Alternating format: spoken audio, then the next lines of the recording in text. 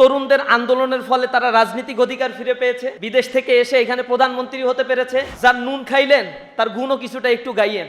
অস্তিত্ব ভুলে গেলে নিজেদের অস্তিত্বই একসময় খুঁজে পাবেন না আপনারা। জনগণের উপরে ঋণের বোঝা তারা চাপিয়ে দিচ্ছে। সিনেমা হলে যেতে সময় পায়, তরুণরা কি চায় এটা নিয়ে তারা এক সেকেন্ডের জন্য ভাবে না, এগুলো নিয়ে চিন্তাও করে না। জুলাই বিপ্লব পরবর্তী যে গভর্নমেন্টটা ফরমেশন করেছে, এই ফরমেশনে সবচেয়ে ক্রিটিক্যাল মুহূর্তগুলো লিড দিয়েছে তরুণরা, এবং তরুণদের আন্দোলনের ফলে তারা রাজনৈতিক অধিকার ফিরে পেয়েছে, তাদের অর্থনৈতিক কর্মকাণ্ডের অধিকার ফিরে পেয়েছে, বিদেশ থেকে এসে এখানে প্রধানমন্ত্রী হতে পেরেছে, মন্ত্রী হতে পেরেছে, শিলং থেকে এসে এখন বড় বড় কথা বলতে পারছে।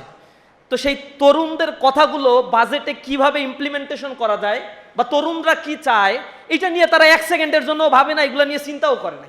তারা দেখতে পায় যে সিনেমা হলে যেতে সময় পায়, তারা বিভিন্ন জায়গায় আড্ডা দেওয়ার সময় পায়, কিন্তু তরুণরা আগামীর বাংলাদেশকে নিয়ে কি চিন্তা করছে, কি চিন্তা করে তাদের চাকরির অধিকার ফিরে পাওয়ার জন্য একটা রিভলিউশন পর্যন্ত তারা করে ফেললো, সেই চিন্তাটা তারা করে নাই, কারণ পুরাতন বন্দোবস্তের মধ্যে তারা আছে। সরকারের কাছে আমরা অনুরোধ জানাই, যার নুন খাইলেন তার গুণও কিছুটা একটু গাইয়েন। যে রক্তের বিনিময়ে এই বিপ্লবটা সংগঠিত হলো, অন্তত এতটুকু আবেদন জানাই, বাজেট বক্তব্য যখন দিবেন তখন জুলাইয়ের শহীদ, আহত, পঙ্গুত্ব বরণকারী এই সন্তানদের, সূর্য সন্তানদেরকে আপনারা দয়া করে ভুলে যেয়েন না, এদেরকে টেরর বলে আখ্যা দিয়েন না। অস্তিত্ব ভুলে গেলে নিজেদের অস্তিত্বই একসময় খুঁজে পাবেন না আপনারা। তরুণদের কথা যেহেতু আপনারা শোনেন নাই, ইসলামী ছাত্র শিবিরের দায়িত্ববোধের জায়গা থেকে জুলাই বিপ্লবের বড় একজন স্টেক হিসেবে ইসলামী ছাত্র শিবিরের দায়িত্ব হচ্ছে তরুণদের কথাগুলো আপনাদের কর্ণকুহরে মিডিয়ার মাধ্যমে হোক আর স্মারকলিপি দিয়ে হোক, আমরা এই পেপারটি গোছালো অবস্থায় অর্থ মন্ত্রণালয়ের কাছে পাঠাবো, যে এইটা হচ্ছে আমরা ভাবছি, আমাদের ভাবনাগুলো তোমরা কনসিডারে নিয়ে আগামীর বাজেট প্রস্তাবনাগুলো রেডি করো, যা আগামীর দিনে ডেমোগ্রাফিক ডিভিডেন্ড যে সুবিধা বাংলাদেশের চলছে, যা ফ্যাসিস্ট আওয়ামী লীগ সরকার এটাকে পাশ কাটিয়ে এক ধরনের পাক্ষিক এবং আধিপত্যবাদী একটা বাজেটারি সিস্টেম, মানিটারি সিস্টেম অথবা ফিসক্যাল পলিসি, ফাইন্যান্সিয়াল পলিসিগুলো ডেভেলপ করেছিল, তার এগেইনস্টে গিয়ে তোমরা একটু সুন্দর একটি বাংলাদেশ গড়ার জন্য একটা রোডম্যাপ তৈরি করতে পারো। আমাদের দেশে বর্তমানে যে ক্রাইসিসগুলো চলছে আমরা সেটাকে অ্যাড্রেস করতে চাই। আপনারা জানেন এই দেশে বর্তমানে ডেমোগ্রাফিক ডিভিডেন্ড চলছে, যা শুরু হয়েছিল 2006 সাল থেকে, যার পিক আওয়ার চলছে 2009 সাল থেকে, চলবে 2030 সাল পর্যন্ত। এই ডেমোগ্রাফিক ডিভিডেন্ড সুবিধা এরপরে ডিক্লাইন হলে একটা রাষ্ট্রের ইকোনমিক রিকনস্ট্রাকশন করা ইটস সো মাচ ডিফিকাল্ট। এটা চায়নার ক্ষেত্রে তারা ডেমোগ্রাফিক ডিভিডেন্ড সুবিধা পালন করেছে, হংকং, সিঙ্গাপুর, তাইওয়ান, এরা এই সুবিধা কাজে লাগানোর ফলে they are the little dragon of economic development. আজকে সুইডেনের দিকে তাকান, ডেনমার্কের দিকে তাকান, স্ক্যান্ডিনেভিয়ান, বাল্টিক অঞ্চলগুলোর দিকে তাকান, দেখবেন তাদের ইকোনমিক গ্রোথগুলো কোন স্তরে তারা নিয়ে গিয়েছে। তারা ইকোনমির 80 বছরের পরিকল্পনা করে, কারণ ডেমোগ্রাফিক ডিভিডেন্ড সুবিধা চলে গেলে বাকি 80 বছর তার রাষ্ট্র কিভাবে চলবে, এরপরে মানে বৃদ্ধ ভাতাগুলো কিভাবে তারা দিবে, তার রাষ্ট্রের অন্য অন্য অর্গানসগুলো কিভাবে চলবে, এই জিনিসগুলো একটা রাষ্ট্র তার দীর্ঘমেয়াদী পরিকল্পনার মধ্যে নিয়ে আসে। আর আমার দেশের যে ডেল্টা প্ল্যান, মেগা প্ল্যান এগুলো করা হয়েছে, এই প্ল্যানগুলোতে এত বেশি আরবিট্রারি এবং অ্যাগ্রিগেট ডেভেলপমেন্ট যেগুলো ধরা হয়েছে, আননেসেসারি এত বেশি ডেভেলপমেন্ট সেখানে ইনক্লুড করা হয়েছে, ইনকর্পোরেট করা হয়েছে, যা একটা দেশের জন্য বার্ডেন হয়ে গিয়েছে। তারা টানেল তৈরি করছে, তারা বিনা কারণে বিভিন্ন ধরনের কনস্ট্রাকশন ডেভেলপ করে রাখছে, যেই টানেলে এখন ভর্তুকি দেওয়া লাগে। বিদ্যুতের উৎপাদনের জন্য 24,000 মেগাওয়াট বিদ্যুৎ প্রকল্প তৈরি করে রাখছে, 16,000 মেগাওয়াট তারা কাজে লাগাতে পারে, 8,000 মেগাওয়াটের ক্যাপাসিটি চার্জ দিয়ে জনগণের উপরে ঋণের বোঝা তারা চাপিয়ে দিচ্ছে।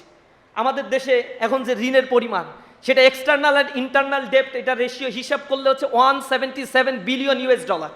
এটা হয়তো অর্থনীতিবিদরা বলে যে সমস্যা নাই, আমাদের মতো আন্ডার ডেভেলপ কান্ট্রির জন্য এগুলো আসলেই কোনো প্রবলেম না, 60% পর্যন্ত এগুলো টলারেবল। কিন্তু বাংলাদেশের মতো জায়গার বাজেটারি অ্যানালাইসিস করলে দেখা যায় এইগুলো ট্রেন্ড অ্যানালাইসিস হচ্ছে আপওয়ার্ড স্লোপিং, কন্টিনিউয়াসলি তারা আপওয়ার্ড হচ্ছে। এটা কোনো জিগজাক না বা বিজনেস সাইকেল না, যে এইবার হচ্ছে বাজেটে এটা রিকভারি করলাম, সামনে একটু বেশি আমি লোন নিলাম, এমন না, এটা একটা কন্টিনিউয়াস প্রসেস। এবং এই বাজেটের যে পরিমাণে ঋণ করা হচ্ছে, সেই ঋণের যে সুদ দেয়া হচ্ছে, সেই সুদ এক্সট্রা বার্ডেন ক্রিয়েট করছে আলটিমেটলি এই দেশের মানুষের উপরে। টোটালি সুদ দেওয়া হচ্ছে, টোটাল বাজেটের 1/5% সুদ পরিশোধ করা হয়। 2026 সাল থেকে বাজেটের মূল যে টাকাটা সেটাও পরিশোধ করা, মানে ঋণ যেটা নিয়েছে সেই মূল টাকাও পরিশোধ করা শুরু করতে হবে। সুতরাং এই মূল টাকা আর সুদ পরিশোধ করতে গেলে সরকার ঘামিয়ে যাবে, এটা বলাই যায়। কারণ ধারাবাহিকভাবে তাকে আগামী 30 সাল পর্যন্ত $26 বিলিয়ন পর্যন্ত তাকে ঋণ পরিশোধ করতে হবে। সুদ তো আছেই তার সাথে। এই যে বিগেস্ট একটা ক্রাইসিস সামনে এই বাংলাদেশের জন্য আসছে, দিন দিন বেকারত্বের পরিমাণ যেমন বাড়ছে, তেমনিভাবে মানে আমরা দেখতে পাচ্ছি প্রায় 6,40,00,000 মানুষ they are living below the poverty line. এই বিলো দ্য পভার্টি লাইনের মানুষগুলোকে তুলে নিয়ে আসার জন্য তারা সোশ্যাল সেফটি নেট প্রোগ্রামের আন্ডারে কিছু কাঠ খেলা শুরু করছে।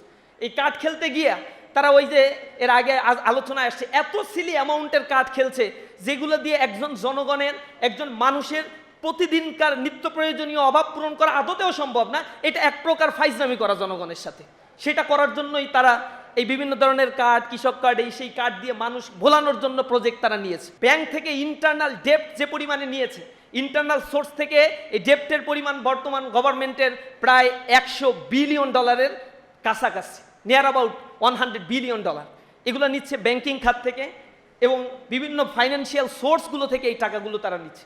সুতরাং একটা দেশের ডেভেলপমেন্ট বাজেট বা একটা দেশের বাজেটগুলো জনগণের জন্য যদি হয়, তাহলে সেগুলোতে জনগণের রিফ্লেকশন বা জনগণের পারসেপশনের রিফ্লেকশনটা থাকা উচিত, যেটা আমরা খুব বেশি দেখতে পাই না। বাজেটে থোক বরাদ্দ দেওয়া হয় আর থোক লুটপাটের একটা কারখানা হিসেবে বাজেটকে তারা তৈরি করে রাখছে।